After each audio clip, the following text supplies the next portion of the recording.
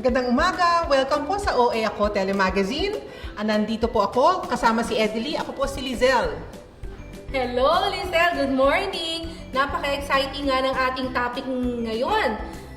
In fact, ang ating itatakel ay ang mga piling-piling produkto na galing sa pili. At tayo ngayon ay nasa Pili! Oh, di ba? Ang daming pili nun. Siyempre, meron tayong mga aabalahin dito. Busy-busy. Oo. Nandito samahan tayo ng ating organic focal person ng region, si Ma'am Nenel Losa, at saka si Ma'am Edith Pelin. Siya naman yung researcher para sa pili. Welcome po, ma'am, dito sa aming Regional High Value Crops Processing and Value Adding Center. Thank you po for having us. At mukhang ang dami ninyong binubuting-ting sa likod. Opo, marami pong produkto kami dito na galing sa pili. Meron po kaming pili oil, meron po kaming sabon, and then cosmetic po. Gawa po yan sa pili. Ang familiar lang ako madalas yung mga kinakain nating pili sweets. Nakita ko rin yon. Pero pili oil, talaga for cosmetics. Kami pamilya ng eczema at ang pili kernel oil, yung galing sa buto, yun talaga yung very effective. Opo. Ang pili kasi oil ay may galing sa buto, sa kernel, at may galing sa pulp. At mayroon din galing sa dagta, yung LEB oil. Yun po ang... That's very new to me pero very interesting at talagang nakikita mo ang daming gamit at walang sinasayang sa pili. Dito ho ba sa office ninyo ng Department of Agriculture, nag-a-assist kayo hindi lang sa pag-process? Opo, ang assistance po ng Department of Agriculture ay mula po sa pagtanim, sa pangtanim, hanggang po sa end product. So, Galing, lahat po assistance. Oo. Ano na po ang situation ng supply natin ng pili? Marami na pong supply ng pili sa Bicol, subalit kulang na kulang pa kung ikukumpara sa demand. Dahil dito sa nursery ninyo, natutulungan nyo din ang mga producers, madali po bang mag-propagate ng pili? Opo, madali lang po ang pag-propagate ng pili. From seed nuts up to seedling, and then pagdugtong nito within 2 hanggang 3 taon, magbibigay po kaagad siya ng bunga. Sa DA, ang binibigay naming pantanim, yung grafted, kasi tunay na babae yun. Sigurado mamumunga. Opo, sigurado mamumunga. May mga certified po siya na variety, gaya po ng Lanosa. Okay. All the season, dry and wet, meron po siyang bunga. O, di ba? Maganda yun kasi hindi na tayo dependent sa seasonality ng pili. Yes. Magiging available na siya whole year round. Nakita ko rin dito, Ma'am Nene, yung mga products ninyo, sa shell po yan, yung mga furnishings at mga decorative items, ano ho? Opo, kaya wala na pong waste ang pili. Kahit po yan na pili siya, nagagawa po ng iba't ibang mga pang decoration. Nakakatuwa, no? At hindi lang pagkain talaga.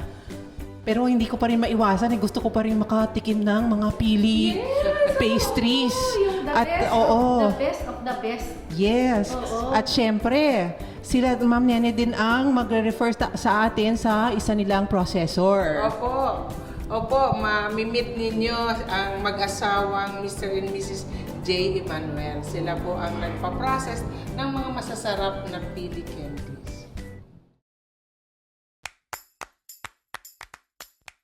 We are here right now in J. Emanuel, House of House of Pili. Pili, oo. At kasama natin none other than the proprietress, si Ma'am Lydia. And we also have Sir June. Diba ang pili ngayon ay nakakarating na kung saang-saang bansa? Kagaya ng sinabi ni Sir June kanina na saan na Sir June ang ating... Japan, United States, South Korea, China, and some parts of the Middle East. Paano nyo na-discover itong ganitong business? Ang pili talaga, bata pa kami, we know there is pili na very expensive. Kaya hindi Oo. kami, hindi mo yan nabibili na, ay gusto kong kumain ng pili, bibili ako. No? Bumibili lang kami ng pili nut noon na pangregalo. Tapos naman, nung na-discover ko yung potential ng pili, so, ayun, naisip kong i-negosyo. You started Hanggang, with pastries. I started with pastries na pili na.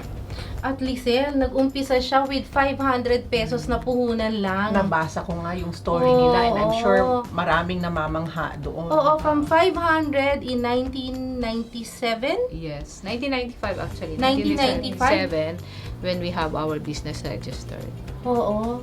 Ang nakita kong sekreto nyo talaga yung quality nyo, no? Oo, very strict sa sa quality. From picking ng pili, actually, isa-isa yan. Hindi yan sabay-sabay naghihinom. Oo, di ba yung dun sa pagka-blanching pa lang, pagtanggal ng sinusort na kagad yung good at bad. At as much as 20% ang inyong... Yun yung tolerance. Oo. Pero minsan umabot ka 100%, reject yan eh. Correct. That's Kanina, how di ba? strict they are. Oo. Kaya talagang Because of the export kasi.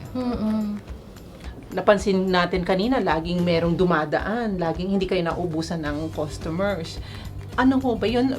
They're both locals and foreigners, talagang dinadayo na kayo dito. Yes.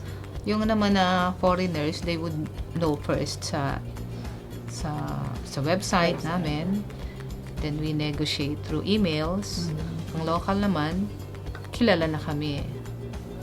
Kasi may mga periodic participation kami sa trade fairs sa Trade Manila. fairs, Yeah, oo. trade fairs. And then, sa local naman, we distribute all over sa region namin. Natutuwa ako kanina yung nitrogen machine. That also extends the shelf life. So, yung explain nyo po ulit sa atin yung ginagawa nun. Yung machine na yun, actually, it flushes out yung normal air and flushes in yung nitrogen. Di ba yung characteristic ng nitrogen as a gas is siya inert, it's an inert gas. Walang mabubuhay na mikrobyo sa kanya. At saka no reaction. Oo. Kaya ganun. Oo. Without affecting the taste ng pili. Ano yung mabili sa mga locals? Kaya kumbaga, diversified talaga ang namin, Kailangan. product lines namin. Just like for foreigners, they would go for roasted. Ang local naman, they would go for honey glazed. Diba? Pero, ano pa rin naman kasi, nangingibabaw pa rin at nakikilala na yung benefits mismo ng pili. Ano nga po ba ang benefit And ng I'm pili? sure like even the Japan market, sila napaka-health conscious. They're also after the natural benefits of the nut. Yes. Ang nakita nila sa pili nut, because they have a strong advocacy, ang Japan ngayon, to eating more fats. O the healthy, Healthy fats. Unsaturated fat. Oo. From healthy. nuts. Kasi yun ang Antioxidant nila. antioxidant nila. Oh. Because it moves everything out. Oo. Yun ang nila, ang concept nila ngayon. Good fat, High in protein. high in protein. Oo. So, yung mga Fiber. vegetarian na kulang ang protein sa diet nila, this is really good for them.